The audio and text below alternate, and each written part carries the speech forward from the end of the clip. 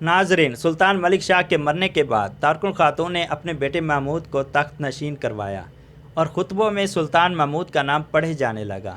اس دوران سلطان برقیہ روق تخت پر قبضہ کرنے کے لیے قلعوں کو فتح کرتے ہوئے اصفہان میں مقیم ہو چکے تھے، تو دوسری طرف سلطان ملک شاہ کے بھائی ملک توتش تخت کی خاطر اس نے ایک بہت بڑا جرار لشکر تیار کیا، اور اس لشکر کو ملک توتش نے بڑی دریا دلی کے ساتھ دولت سے نوازا اور اپنے بھائی ملک شاہ کی حکومت اور سلطنت حاصل کرنے کی غرض سے دمشق سے نکل چکا۔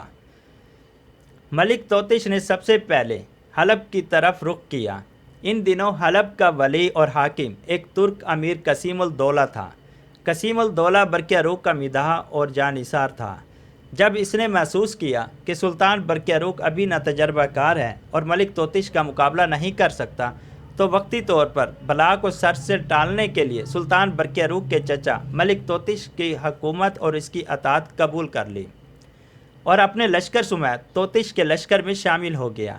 حلب کے بعد ملک توتش کا ارادہ تھا کہ انطاکیہ، الرہا اور حران شہر پر حملہ آور ہو کر ان پر قبضہ کرے، لیکن اس موقع پر حلب کے حاکم قسیم الدولہ نے بڑی عقل مندی اور دانش مندی کا مظاہرہ کرتے ہوئے اس نے اپنے تیز رفتار قاصد انطاکیہ کے حاکم باغی، سیان، الرہا کے شہر کے حاکم بوزن اور حران کے حکمرانوں کی طرف بھیجے اور ان سب کو یہ مشورہ دیا کہ وقتی طور پر توتش کی فرمانبرداری اور اس کی اطاعت قبول کر لو۔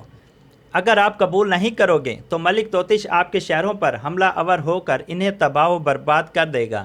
ابھی سلطان ملک شاہ کے بیٹوں میں کسی کے پاس اتنی طاقت اور قوت نہیں ہے کہ ملک توتش کی راہ روکے۔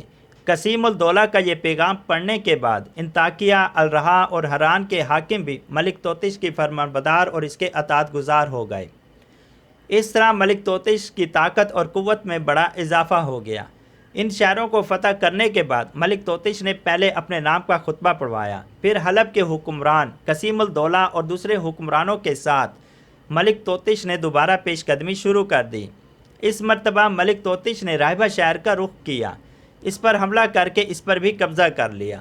اس کے بعد اپنے لشکر کے ساتھ وہ مزید آگے بڑھا اور اب اس کا رخ نصیبین شہر کی طرف تھا۔ ملک توتش نے اس شہر پر بھی حملہ کر کے قبضہ کر لیا۔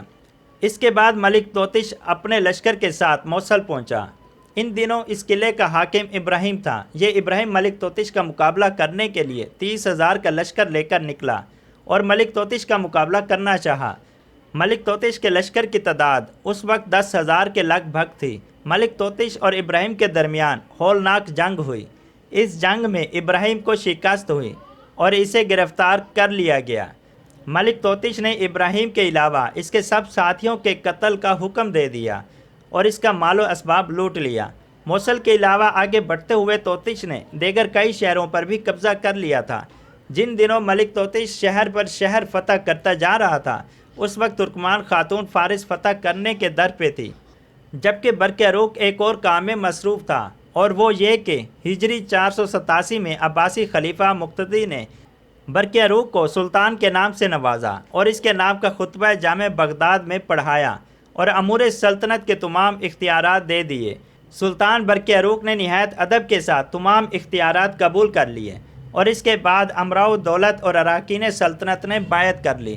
سلطان برقیہ روق بغداد میں ہی تھا کہ اسے اپنے چچا توتش کی پیش قدمی کی اطلاع ملی، چنانچہ اس نے تیز رفتار قاصد اپنے لشکر کی طرف روانہ کیے، جو اس وقت رے شہر میں قیام کیے ہوئے تھا۔ سلطان نے یہ حکم دیا کہ رے شہر میں جس قدر لشکر ہیں اسے 2 حصوں میں تقسیم کر دیا جائے۔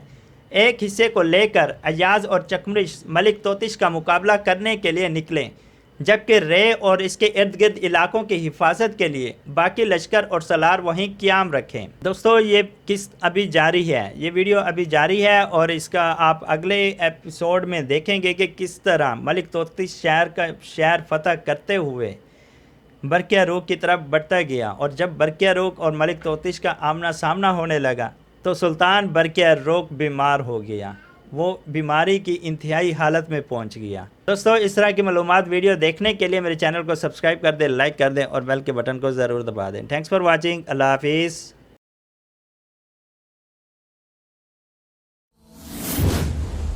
Please subscribe my channel. Thanks for watching my video.